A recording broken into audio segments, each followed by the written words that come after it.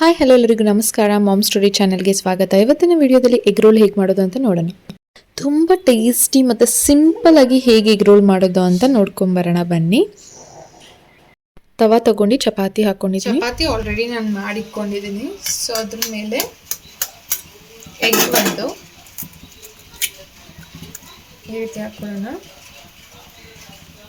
2 egg ಬೇಕಾದರೂ ಹಾಕೋಬೋದು. ನಾನು ಬರೀ 1 ಎಗ್ ಯೂಸ್ ಮಾಡ್ತಿದ್ದೀನಿ. ಸ್ವಲ್ಪ ಉಪ್ಪು, ಸ್ವಲ್ಪ ಖಾರ, ಉಪ್ಪಿನ ಸ್ವಲ್ಪ ಹಾಕೊಂತಿದ್ದೀನಿ. ಖಾರ ನೋಡ್ಕೊಂಡು ಹಾಕೊಳ್ಳಿ ನಿಮಗೆ ಎಷ್ಟು ಬೇಕಷ್ಟು. ಸೊ ಅದನ್ನು ಈ ರೀತಿ ಬೀಟ್ ಮಾಡ್ಕೋಬೇಕು, ಮಿಕ್ಸ್ ಮಾಡ್ಕೊಳ್ಳಿ. ಎಲ್ಲ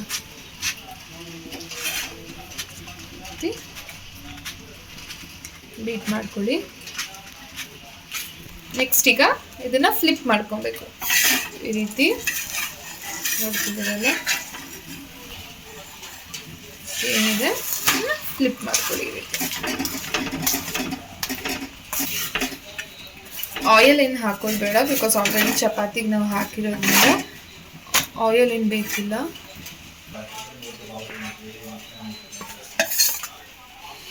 ಇದನ್ನ ಸೈಡಲ್ಲಿ ಇಟ್ಕೊಳ್ಳೋಣ.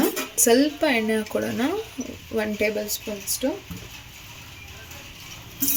ಆನಿಯನ್ ಹಾಕೊಳ್ಳೋಣ. ನಾನಿಲ್ಲಿ 1 ಆನಿಯನ್ ಹಾಕ್ಕೊತಿದ್ದೀನಿ. ಕ್ಯಾಪ್ಸಿಕಮ್ ಸ್ವಲ್ಪ, ಟೊಮ್ಯಾಟೊ. ನಾನು ಬರೀ 1 ರೋಲಿಗೆ ಎಷ್ಟು ಹಾಕೊತಿದ್ದೀನಿ ಅನ್ನೋದನ್ನ ಮಾತ್ರ ತೋರಿಸ್ತಿದ್ದೀನಿ ನಿಮಗೆ. ನಿಮಗೆ ಇನ್ನೂ ಜಾಸ್ತಿ ಬೇಕಂದ್ರೆ ಆ್ಯಡ್ ಮಾಡ್ಕೋಬೋದು. 2 to 3 ಮಿನಿಟ್ಸ್ ಜಸ್ಟ್ ಅದು ಹಸಿ ವಾಸನೆ ಹೋಗೋದಕ್ಕಷ್ಟೇ. ಕಂಪ್ಲೀಟಾಗಿ ಫ್ರೈ ಮಾಡೋದೇನು ಬೇಕಾಗಿಲ್ಲ. ಅಷ್ಟೇ.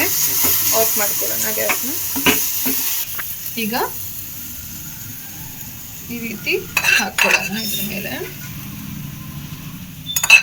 ಆಕ್ಚುಲಿ ಇದಕ್ಕೆ ಕುಕುಂಬರ್ ಕೂಡ ಆ್ಯಡ್ ಮಾಡ್ಕೋಬಹುದು ನೀವು, ಚೆನ್ನಾಗಿರತ್ತೆ ಟೇಸ್ಟ್.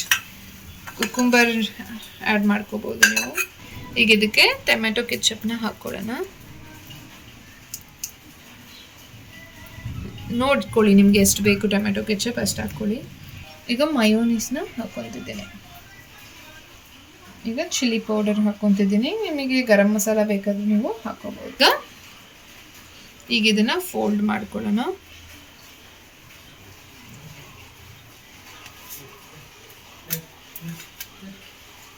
ಇದನ್ನ ಕಟ್ ಕೂಡ ಮಾಡ್ಕೊಂಡು ತಿನ್ಬೋದು, ಅಥವಾ ಹಾಗೆ ತಿನ್ಬೋದು.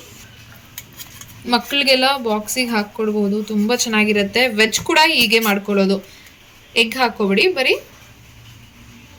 ವೆಜಿಟೇಬಲ್ಸ್ ಏನೇನಿದೆ ಅದನ್ನೆಲ್ಲ ಹಾಕ್ಕೊಂಡು ಕೊಡಿ. ಮಕ್ಕಳು ಈ ರೀತಿ ಮಕ್ಕಳಿಗೆ ಮಾಡಿಕೊಡಿ, ತುಂಬ ಇಷ್ಟಪಟ್ಟು ತಿಂತಾರೆ.